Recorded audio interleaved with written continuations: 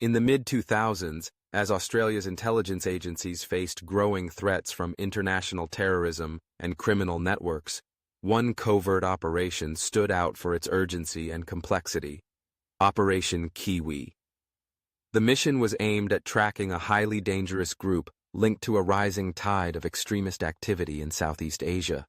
This operation, which would see ASIS deployed deep into hostile territory, was focused on neutralizing a plot that targeted Australian nationals, along with interests from other Western nations operating in the region.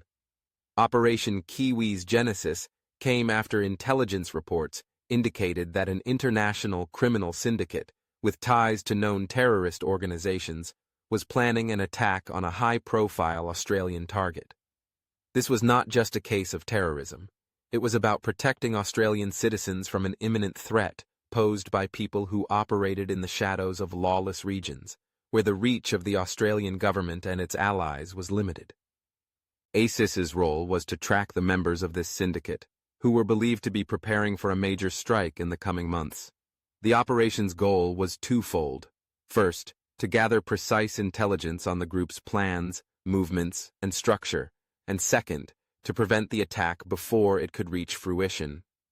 ASIS agents infiltrated the criminal network using their expertise in human intelligence, HUMINT, and clandestine operations.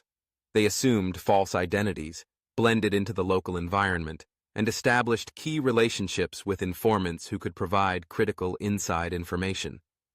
The agents moved through Southeast Asia, gathering data on the syndicate's funding sources, weapons caches, and safe houses, all while maintaining a high level of secrecy to avoid detection by the militants who were known to monitor their surroundings closely. As Operation Kiwi advanced, ASIS agents uncovered a web of criminal activities that went far beyond simple terrorism. The syndicate was engaged in the trafficking of arms and explosives, smuggling illicit goods, and planning a series of attacks on Australian and international targets. The intelligence they gathered was vital to preventing an attack that could have cost hundreds of innocent lives. In addition to their intelligence-gathering efforts, ASIS operatives worked closely with Australian Federal Police, AFP, Indonesian intelligence, and other international law enforcement agencies.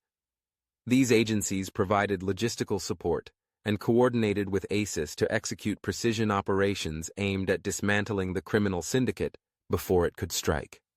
The stakes were incredibly high, and ASIS had to act quickly, employing both covert surveillance and rapid intervention tactics to disrupt the group's plans. The operation culminated in a series of coordinated raids, where key members of the syndicate were arrested and the attack plot was thwarted before it could be executed.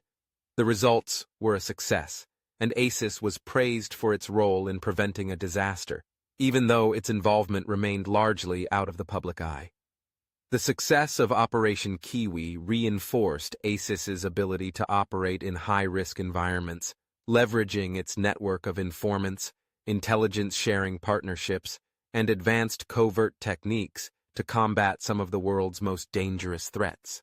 It also highlighted the vital role that Australian intelligence agencies play in global counterterrorism efforts, working tirelessly behind the scenes to protect their citizens from harm. Operation Kiwi remains a perfect example of how ASIS operates with quiet professionalism, providing critical intelligence, disrupting terrorist activities, and ensuring the safety of Australians around the world, even in regions where danger is ever present.